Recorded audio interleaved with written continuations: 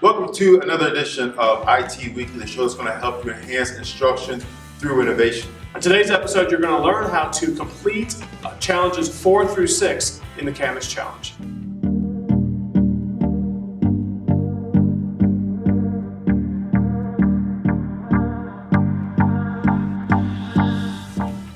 So today we're going to be looking at the next 3 components of the Canvas Challenge. Before we do that, I want to just give a quick reminder about Digital Learning Day. That is coming up on February 17th, and we want to encourage everyone to participate. Digital Learning Day is designed to promote the learning resources, the digital content, all those different things that are out there, all the online tools that we use in our classrooms. This is designed just to promote that, and because it does a lot to enhance our students' learning experience. So there's a lot of opportunities out there. There's plenty. There's a site that you can go to that was for NC educators. It's a bit.ly, so it's bit.ly/NCDL Day 2016.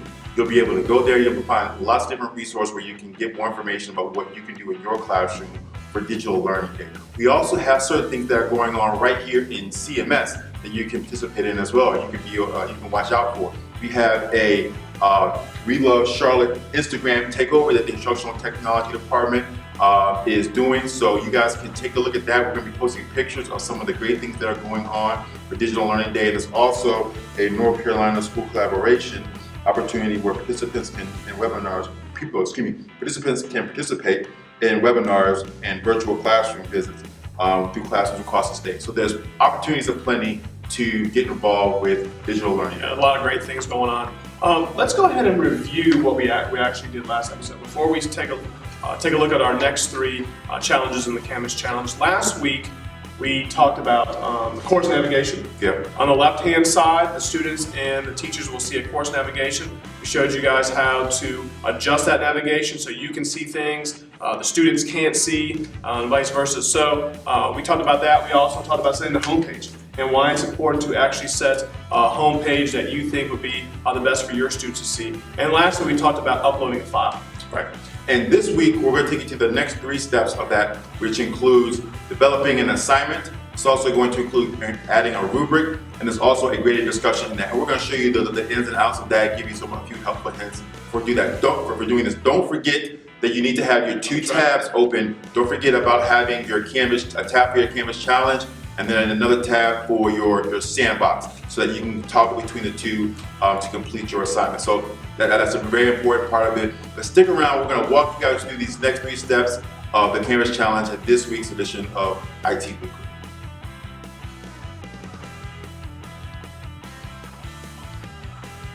Okay, let's go ahead and get started with Challenge 4, Create an Assignment. We're going to go ahead and click on that. Assignments in Canvas can be used to challenge students' understanding and help assess competencies. The assignments page will show your students all the assignments that will be expected of them and how many points each assignment is worth. Now in Challenge 4, once again, it will go ahead and give you the expectations of this challenge, what they expect you to do, as well as a short video on how to actually create an assignment. So let's go ahead and go over to our sandbox. And on the left-hand side, on the course navigation, we're going to click on Assignments. Once we click on Assignments, we can go ahead and click on the plus assignment button. This will add our assignment. And then I'm going to go ahead and give the assignment a name. I'm just going to name it IT Weekly Assignment Number 1. Now, one thing that is really cool about Canvas is the content editor, and that is this row of icons right here. The first thing, let's go ahead and go over a few of those really quick. The first thing it allows you to do is add a table. So if you click on that table and then click on Insert Table, you can select the amount of columns as well as the amount of rows. When you're done, you just click on it, and there is your table. And this will allow you to really align everything really nicely. Now you can go ahead and select, your table properties, the width, a lot of different features that you can actually change within your table. So let's go ahead and remove that table. Another great thing is the ability to link to a URL. So if we just type some information here, so I'm just going to type in CMS Learns Network. And if I want to actually have this text take me to a website, become a link, I can just highlight that text, then click on link to URL. I can type in my URL and then insert link.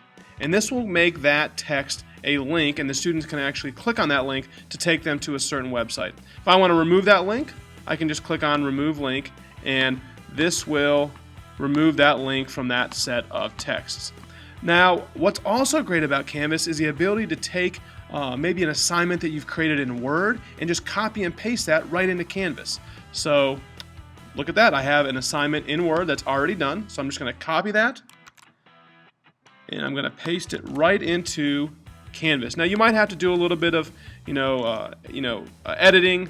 Maybe it didn't come over perfectly, but it's a lot easier than actually having to go and create that assignment from scratch again.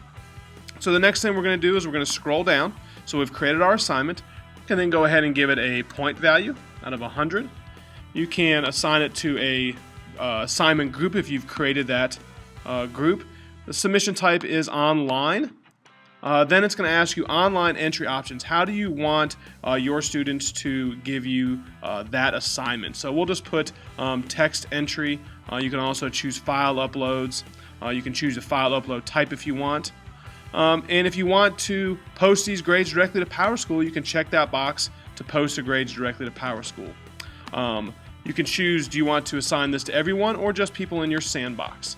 And then you can give this assignment a due date. So we'll give this assignment a due date of Friday. And then when's this going to be available? Well, it's going to be available from today until, let's do it until Friday. And then when we're done, we can just click on Save and Publish. You can then just right-click on your assignment that you've created and select Copy Link, and then go back to Challenge 4 in the Canvas Challenge, and then click on Submit Assignment. You can then copy and paste the URL that you just copied, and then select Submit Assignment. And now you've completed Challenge 4 in the Canvas Challenge.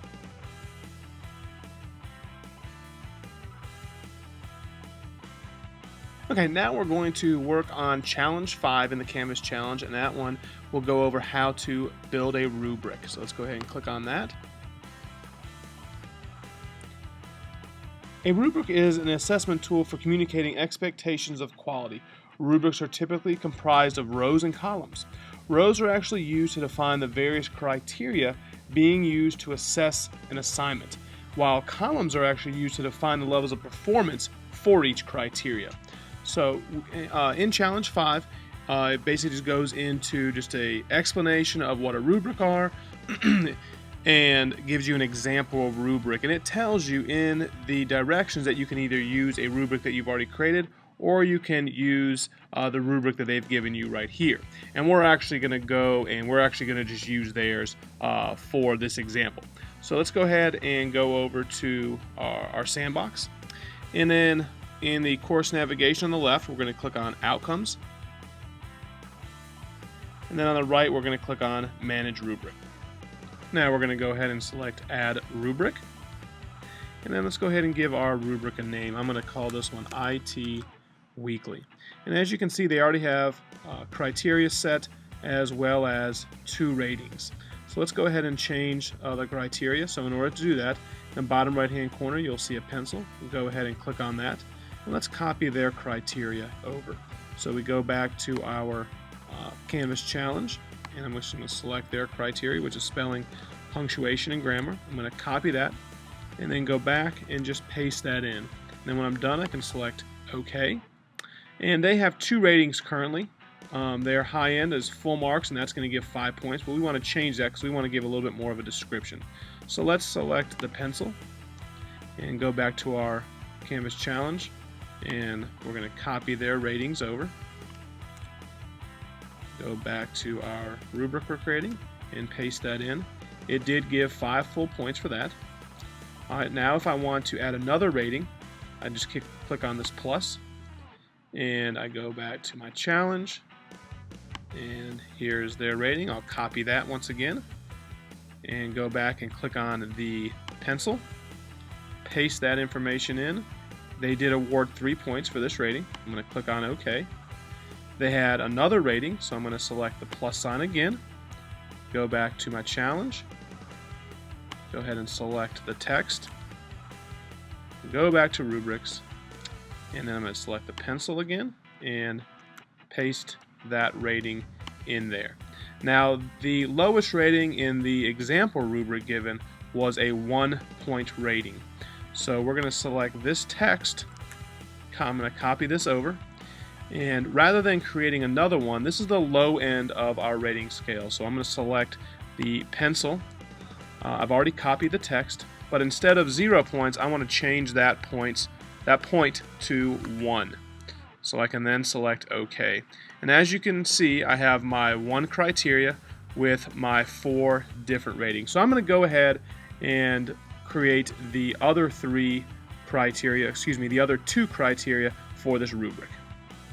Okay, I've now gone ahead and added all of the criteria and all of the ratings for my rubric. And now that I'm done, I can go ahead and select Create Rubric, and that has actually created my IT Weekly rubric. Now that I've created the rubric, I can go up to the top and select the URL and copy that URL, go back to the challenge, and then select Submit Assignment, and paste the URL that I just copied, and select Submit Assignment. And this is how you can complete Challenge 5 in the Canvas Challenge.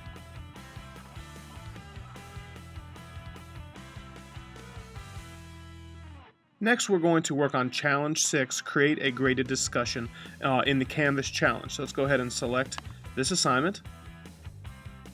Canvas provides an integrated system for focused and threaded discussions, which allow both instructors and students to start and contribute to as many discussion topics as desired.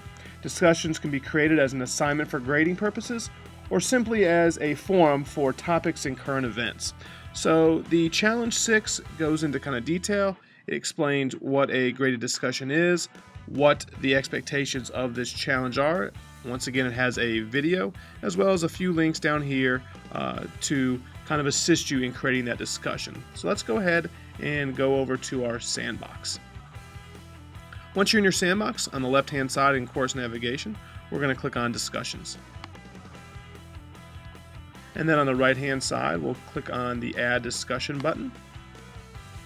And we're going to go ahead and give our discussion a name. I'm just going to call it IT Weekly Discussion number 1. And then once again, you have this rich content editor that we talked a little bit about earlier. And then you're going to give the details about this discussion. So I just want people to share their favorite web tool. So please share your favorite web tool. And then at the very bottom, you have a couple different options. You can attach a file, and then you have some attachments or some options right here. And we're going to go ahead and select graded, because this is going to be a graded discussion. Points possible, I'm just going to go ahead and make it out of 100. I want to post the grades to PowerSchool, so I'm going to check that box. And then I'm going to go ahead and select a due date. I want this to be done by Friday. And then when I'm done with that, I can select Save and Publish.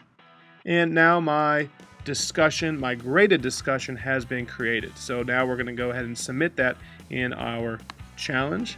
And I'm going to copy the URL. I'm going to go back to my challenge, Challenge 6, click on Submit Assignment. And then I'm going to paste the website URL and select Submit Assignment. And this is how you can create a graded discussion inside Canvas. We wanted to quickly share with you about the Doodle for Google contest, and we actually have a CMS student, Erin June from Community House Middle School, who is participating in this contest and needs your help. She needs you to vote for her doodle so that her doodle can be displayed on the Google homepage. So make sure you guys go to this link and vote for Erin's doodle. So that's going to do it for part 2 of the Canvas Challenge. Walking you guys through creating an assignment, a rubric, as well as a graded discussion, as well as going through a few things with the rich content editor. So getting you guys through some of those features. So hopefully that kind of gets you guys started if you're doing that section of the Canvas Challenge.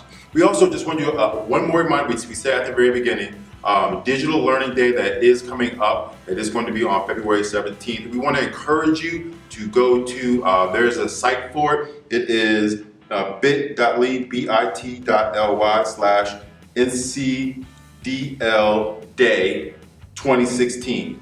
You can go to that site and they have a lot of different links with a lot of different resources, ideas that you can use in your class. There's a link to the national website. You can find a lot of different information on there. You can even post pictures. I think they have a hashtag on there, hashtag NCDL Day. And you can post that on Twitter with anything that you guys are doing in your classroom. So we encourage you to participate in that. Yeah, let us know what you guys are doing in the classroom for Digital Learning Day.